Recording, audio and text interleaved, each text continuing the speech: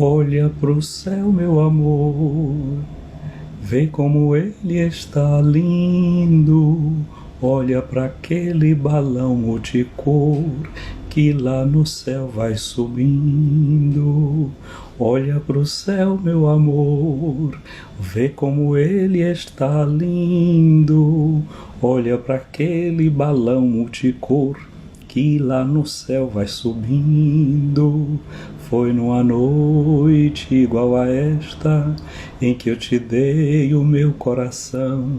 O céu estava todinho em festa, pois era a noite de São João. Havia balões no ar, shot, balão no salão, e no terreiro o seu olhar que incendiou meu coração. Olha pro céu, meu amor, veja como ele está lindo. Olha para aquele balão multicor que lá no céu vai subindo. Se não fosse tempo de pandemia e eu fosse secretário de cultura de algum lugar, eu já ia começar os preparativos para a festa de São João exatamente hoje. Porque você sabe, né, que de hoje a 9 meses será a festa de São João Batista, a festa do nascimento de São João. O que é que isso tem a ver com a conversa da gente hoje, né? Em nome do Pai, do Filho e do Espírito Santo. Amém. Vinde, Espírito Santo, enchei os corações dos vossos fiéis e acendei neles o fogo do vosso amor. Enviai, Senhor, o vosso Espírito, e tudo será criado, e renovareis a face da terra. Oremos. Deus, que instruís os corações dos vossos fiéis com a luz do Espírito Santo, fazei que apreciemos retamente de todas as coisas segundo o mesmo Espírito e gozemos sempre da sua consolação. Por Cristo Senhor nosso. Amém.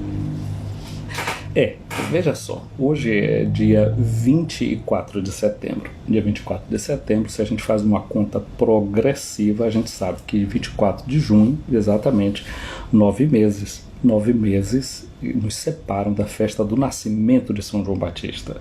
A gente sabe que a festa não é assim para ser olhada cronologicamente, ela tem um sentido litúrgico, mas, de fato, a gente está celebrando, vivendo, fazendo memória do período em que São João Batista foi concebido por Santa Isabel. Nós, católicos romanos, não celebramos essa festa no nosso calendário, mas os cristãos de rito oriental, católicos como nós, mas de rito oriental, você se lembra que o Papa estava na Eslováquia na semana passada, no dia 14, ele celebrou a missa em rito bizantino. Existem cristãos católicos como nós que vivem de outra tradição, a tradição grega, a tradição oriental, a tradição bizantina. Celebraram na missa segundo o rito de São João Crisóstomo. E esses católicos orientais, eles têm muitas festas no calendário deles que batem e são celebradas também pela igreja chamada a Igreja Ortodoxa, com a qual a gente vem nutrindo boas relações, mas não é uma igreja que está na completa comunhão com a gente. O Papa sempre se encontra com o patriarca de Constantinopla, que é o patriarca da igreja ortodoxa, como aconteceu lá na Eslováquia nessa viagem. Os dois se encontraram mais uma vez, tem dado bonitos sinais, desde aquele encontro do Papa Paulo VI com o patriarca Atenágoras em Jerusalém. Então tem aprofundado o significado destas relações e a gente tem buscado viver sempre cada vez mais em profundidade essas verdades. O Papa São João Paulo II escreveu um documento, não sei se era uma exortação apostólica, não me recordo bem como é que vem tipificada, mas que se chama Orientale Lumen, a luz que vem do Oriente. E ali o Papa dava para a gente uma lembrança, que a igreja é como um corpo, e no corpo humano nós temos 2 pulmões, né? A gente respira com 2 pulmões, e ele diz que a tradição latina, a nossa, a tradição romana e a tradição oriental. São esses 2 pulmões por meio dos quais nós nos alimentamos do oxigênio, ou seja, do sopro do Espírito. Então, por isso eu queria recordar para vocês essa festa que existe no calendário litúrgico de tradição oriental. Só que a festa não é no dia de hoje, a festa foi ontem. Eu quis deixar para o dia de hoje para poder remarcar isso, que eu já tinha ontem, queria lembrar São Pio de Petralcina, etc., Então não queria confundir demais a história, mas volto para trás e lembro isso para você. Ontem, na igreja de rito grego, de rito bizantino, católicos como nós, no calendário era a festa da Conceição, da Concepção de São João Batista. Mas nós, católicos apostólicos romanos, nós temos um livro no qual estão escritos todos os santos de cada dia. Nem todo santo de cada dia está no missal romano e a gente celebra. Então, esse livro chama-se Martirológio Romano. Você pode comprar, isso é caro, nem todo mundo tem, mas existem versões online, em língua italiana, por exemplo, em língua portuguesa. O Secretariado Nacional de Liturgia de Portugal, no site deles, a gente pode ter acesso ao Martirológio Romano. E lá no Martirológio Romano a gente vê muitos santos que são celebrados em um determinado dia, que a gente não celebra, mas que a igreja recorda naquele dia, uma comunidade específica não celebra, porque tem beatos que são celebrados em uma determinada igreja, não na igreja universal, e assim por diante.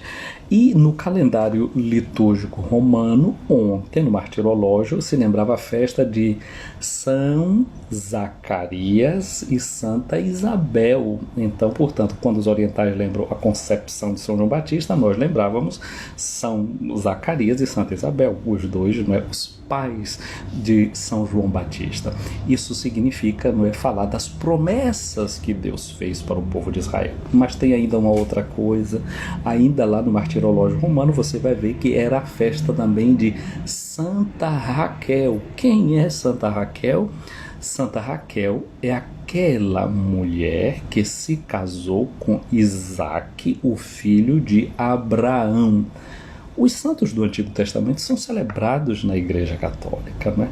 Por exemplo, a gente lembra os mártires macabeus, né? Santo Agostinho, por exemplo, tem entre os sermões dele um para a festa dos santos macabeus, que são aqueles mártires do Antigo Testamento, aqueles 7 filhos que foram assassinados diante da mãe. São santos que são lembrados pela Igreja.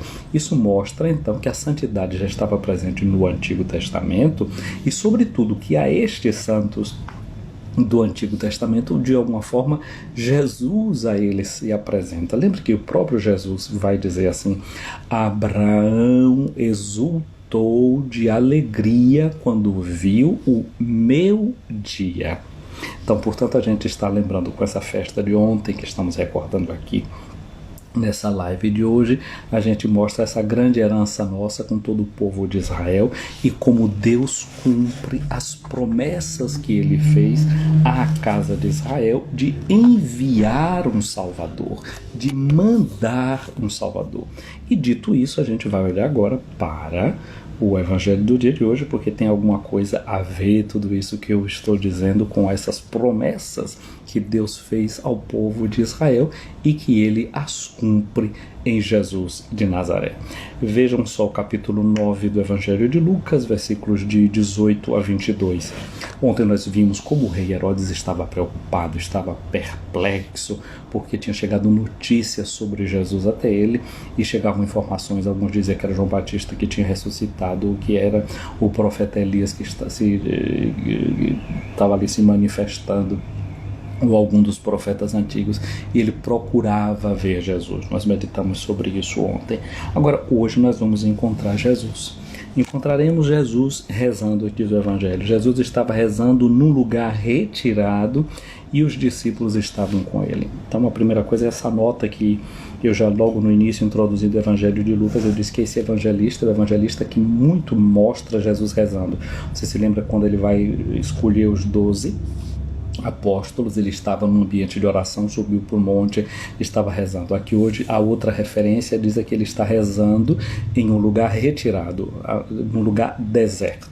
Então cada um de nós deve também fazer como Jesus, buscar um lugar deserto também para orar, encontrar o nosso espaço de oração. Você tem um espaço de oração, o seu lugar deserto, aquele lugar onde você cria ambiente para você entrar em oração, o cantinho da sua oração. Isso é muito importante. Jesus tinha. Depois nós vamos ver na obra lucana, que são os Atos dos Apóstolos, que é a continuação desse Evangelho de Lucas, é a ação do Espírito Santo continuando na igreja.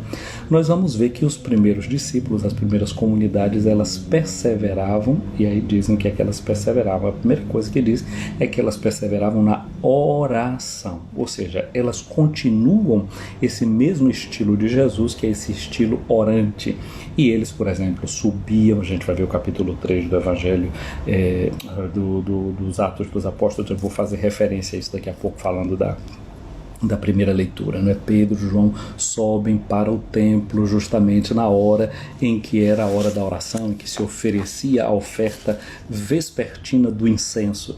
E aí, de novo, você se lembra que Zacarias não é justamente tem a revelação do anjo do nascimento de Jesus, quando se oferecia esse incenso, porque ele estava sendo sorteado para queimar o incenso. Dizem que na época de Jesus havia seguramente ali em Jerusalém cerca de quase 8.000 sacerdotes, então eles tinham que ir servindo no templo de turno. Então a gente já lembrou uma coisa de Zacarias, cuja festa na Igreja Católica nós celebramos ontem, dele e da sua esposa Santa Isabel.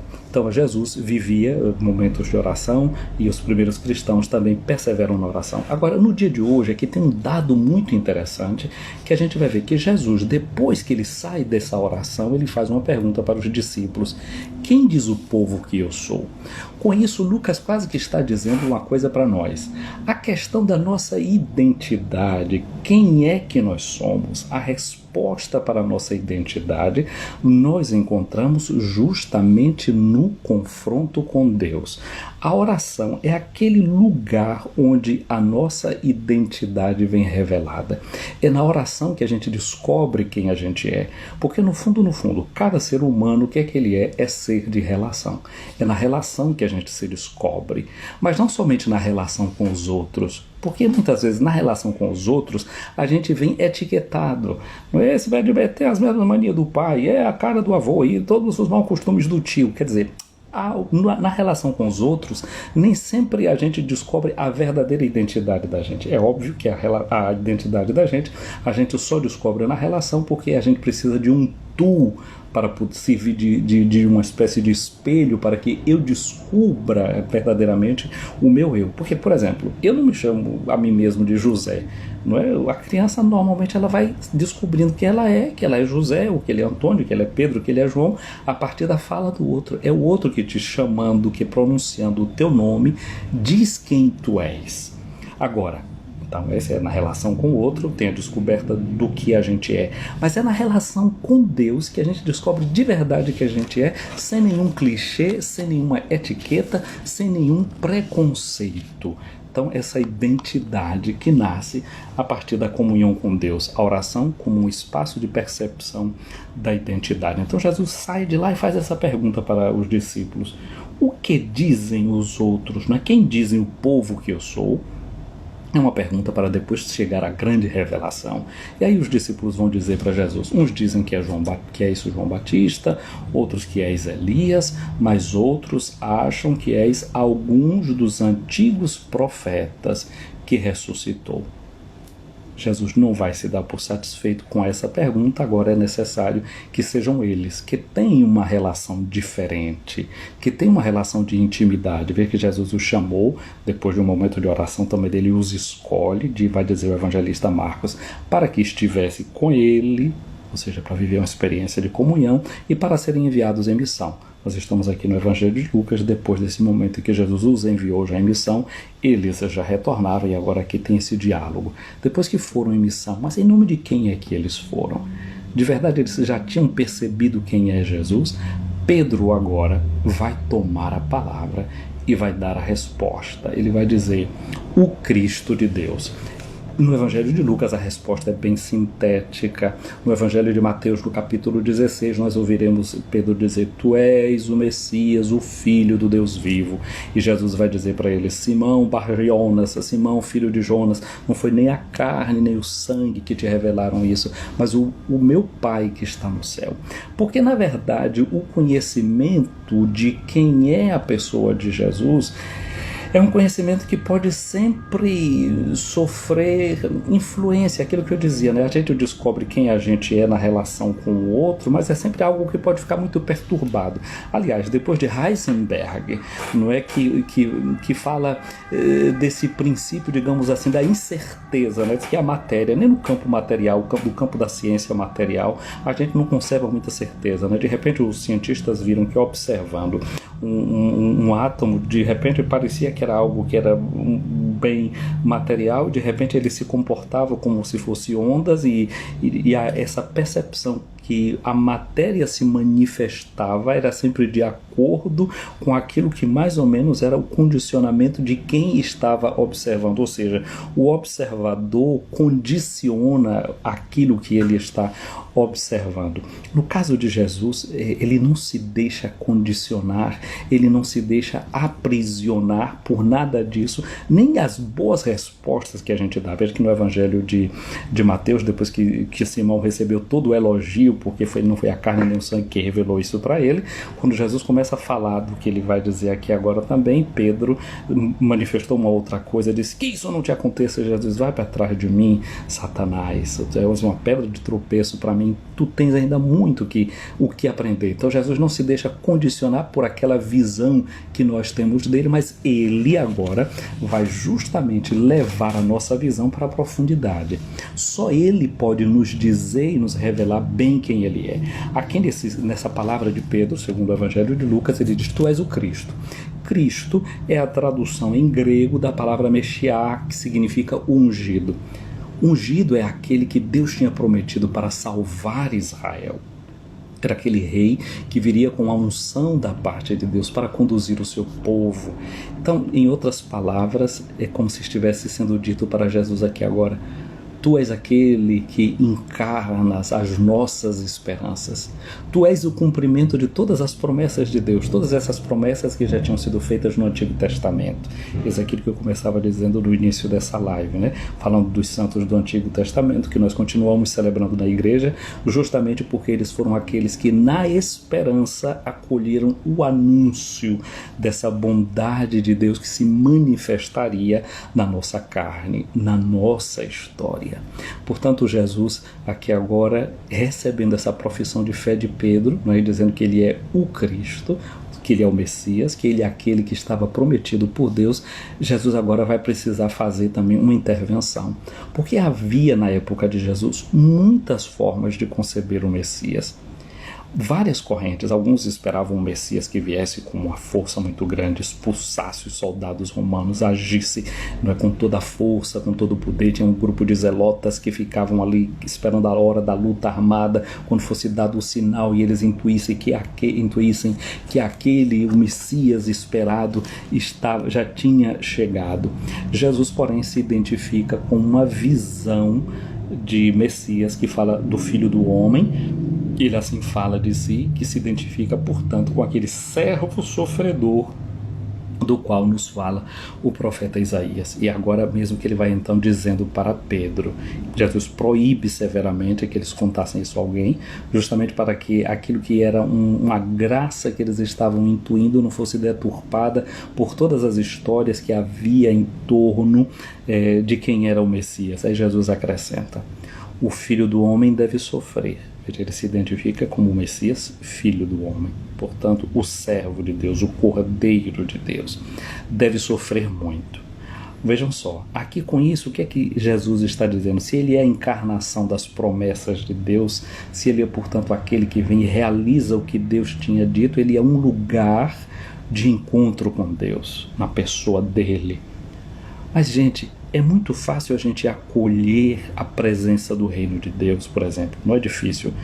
entender a presença de Deus em Jesus quando ele prega, não é difícil entender a presença de Deus em Jesus quando ele expulsa demônios, não é impossível perceber a presença de Deus em Jesus quando ele cura leprosos, quando ele realiza milagre de partilha de pão para uma grande multidão. Difícil é entender a presença de Deus em Jesus quando ele sofre, quando ele se revela como impotente, como aquele que está pregado na cruz. Toda sexta-feira é dia da gente fazer a memória desse fato da vida de Jesus. Um Deus que em Jesus se revela como impotente. Portanto, aqui agora a gente já está experimentando uma coisa que Jesus está dizendo. A experiência do sofrimento pode ser um lugar de experiência de Deus. Deus não quer o sofrimento. O sofrimento não é obra de Deus. Não é. Mas em Jesus, Deus assume o sofrimento. Na sua cruz, Jesus transforma o sofrimento e aquela dor.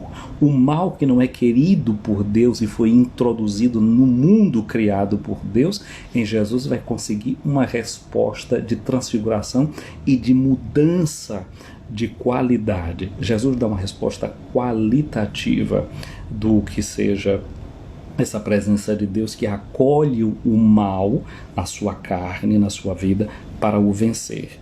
Aí diz Jesus, o Filho do Homem vai ser rejeitado. Então uma experiência de Deus que a gente pode fazer mesmo na hora da rejeição. Rejeição pelos anciãos, ou seja, rejeição política. A igreja que anuncia o evangelho, ela deve saber também que nem sempre ela vai agradar a todas as ideologias políticas de plantão, a política do momento. Os anciãos eram a representação política de Israel. Eles rejeitariam Jesus. Ele será rejeitado pelos sumos sacerdotes, até por certas ideias religiosas, certas concepções de religião. Existem formas de religião, ai me, dizem os italianos, né? Ai de mim, pobrezinho de mim, cuidado para que não sejam até expressões de cristianismo que querem anular a cruz de Cristo. São Paulo já enfrenta esse tipo de gente. Ele diz, o Deus deles é o ventre. Tem gente que quer apagar a cruz de nosso Senhor Jesus Cristo.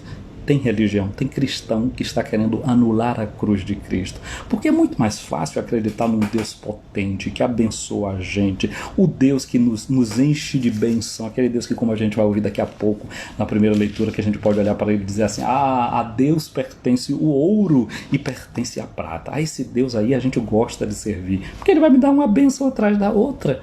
Mas quando chega a doença, e quando chega a dor, e quando a fé nem sempre sabe dar aquela resposta que a gente quer, mas eu fiz tudo tão certinho na vida, por que é que a doença bateu na minha porta? Por que é que a infelicidade está chegando aqui e agora?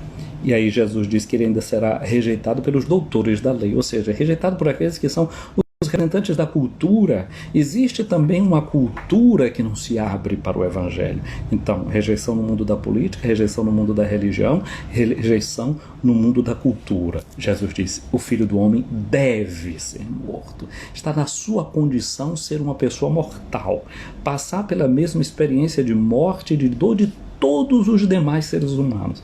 Mas no terceiro dia ele ressuscitará. O terceiro dia significa dizer que já quando ali esgotam todas as possibilidades humanas, 3 dias era a quantidade de água que uma pessoa podia carregar dentro do deserto. Passados 3 dias, você não chegou ao seu destino, a água acabou, ou você encontrava uma fonte, ou aparecia uma caravana que te socorria. Só Deus pode agir numa hora dessa, porque você esgotou tudo.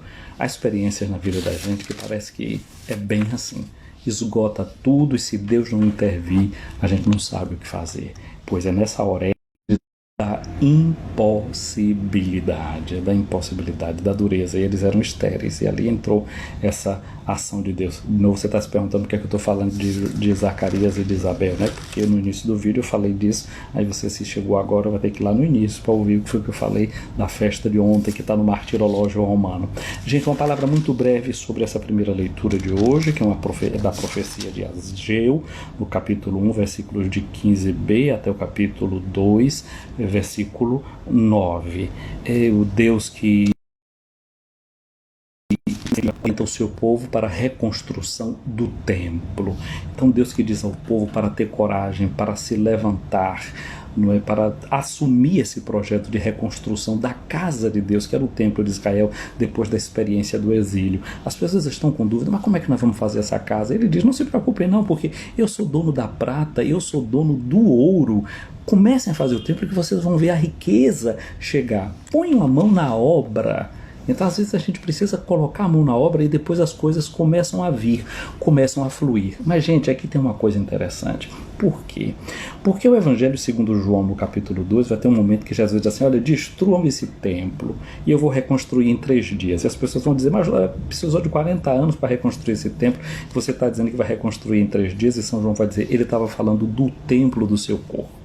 Olha aí, o templo que a gente precisa reconstruir é a nossa dignidade humana, é a nossa vida de comunhão com Deus. São Paulo vai dizer, vocês se esqueceram que vocês são o templo onde habita Deus?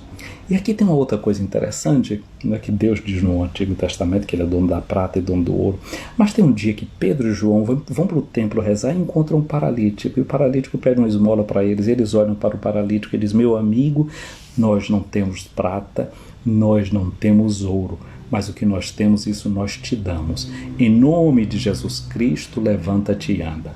Para a gente botar a mão na massa, para a gente levantar e andar, Jesus diz que não precisa nem da prata nem do ouro. Não é? Ele mandou seus discípulos esses dias, a gente ouviu no início do capítulo 9, mandou dizendo, não leve moeda, não leve alforje, não leve pão, não leve nem sequer um bastão para o caminho, só leve uma túnica. Não confie no poder da matéria, mesmo que justamente porque Deus é o dono da matéria, vocês não precisam encher o bolso com elas, não. Deus vai saber dar a resposta para nós. E eles dizem para o paralítico, não é? Levanta-te e anda.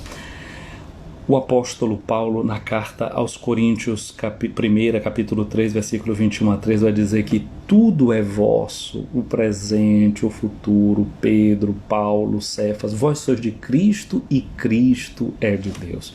Portanto, minha amiga, meu amigo, que seja essa a nossa esperança realmente, que seja essa a nossa riqueza, o nome de Jesus de Nazaré, e que a gente não tenha medo nem de assumir essa pobreza, não é? O Papa Francisco tem insistido tanto desde o início do seu ministério petrino, não é, dizendo isso, como eu sonho com uma igreja que seja pobre e a serviço dos pobres.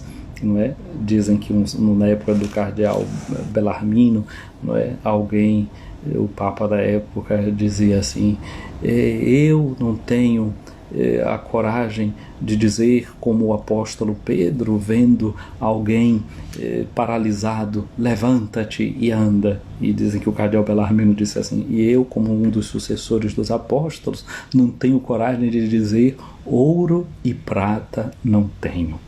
Sim, muitas vezes a gente tem ouro, muitas vezes a gente tem prata, só que a gente se esquece daquilo que Deus disse. O ouro e a prata são minhas. E se o ouro e a prata são de Deus, Ele coloca nas mãos da gente para que a gente sirva a quem tem necessidade. Para que a gente coloque nas mãos daqueles que precisam até ser incentivados para continuarem andando, para tocarem o seu caminho. Quem sabe tem prata e ouro aí guardado nos seus depósitos. Que tal fazê-los começar a circular e a girar, fazendo muito bem aos irmãos e às irmãs? A gente sabe, né, que a roda da economia gira na medida que a gente põe aí em circulação os bens que a gente tem. Esses bens podem ser materiais, esses bens podem ser bens espirituais. O que é que você tem que pode colocar a serviço dos irmãos para reconstruir nele esse templo de Deus, essa morada de Deus, que é o coração de cada uma e de cada um de nós? Minha amiga, meu amigo, peçamos a bênção de Deus para esse nosso dia, para essa nossa existência de moradas de Deus que nós somos. O Senhor esteja acima de ti para te proteger, à tua frente para te guiar, atrás de ti para te proteger, dentro de ti para te abençoar, ao teu lado para te acompanhar.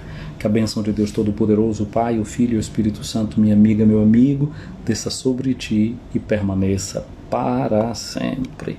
Gente querida, um abraço então para Jeane Souza, acompanhando essa nossa transmissão, Pedro Miguel, escritor História, Dayara, Meire Moreninha, um abraço para o Wilde Souza, acompanhando também essa nossa transmissão, o Leo Passos.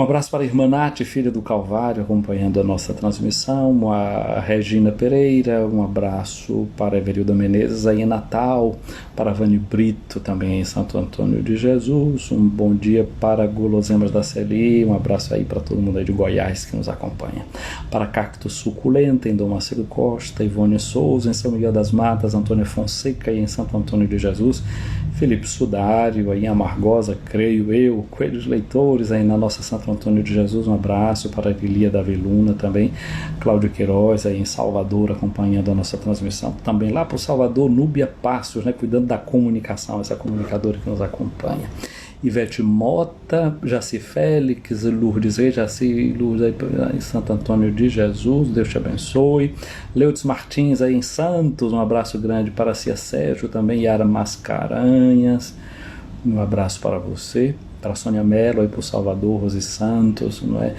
Vocês aí que vão fazer concurso aí, né? Eu sei que tem muita gente se preparando para o concurso do Banco do Brasil, Deus abençoe a vocês e essa empreitada que vocês têm pela frente. Um abraço para o Padre Francisco Reinaldo aí na Arquidiocese de São Sebastião do Rio de Janeiro, colega aqui, não é, dos tempos do nosso Pio brasileiro, Deus o abençoe a você e o seu ministério, Padre Francisco. A Flor Tiago, um abraço para você, um abraço para Geralda Lima, para Jesse Brito, um abraço para o pessoal da TV Eucaristia aí em São Paulo, um abraço para Consa Rezende aí em Amargosa, Eliane em Feira de Santana, para Neuza Andrade em Santo Antônio de Jesus, Rita de Cássia, um abraço para você, Lígia Carla, Pedro Rezende. Pedro, como é que você está? Qual é a próxima investida aí no teatro? Um menino talentoso, esse meu sobrinho Pedro Rezende. Estou dizendo que é meu sobrinho Pedro Rezende, dizendo que é talentoso, porque não é sobrinho pelo afeto, não é sobrinho pelo sangue, senão eu ia ter vergonha de fazer o elogio se fosse realmente parente do sangue, mas é um parente do coração e eu não tenho vergonha de fazer o elogio. Menino talentoso, ainda vamos ouvir muito falar dele.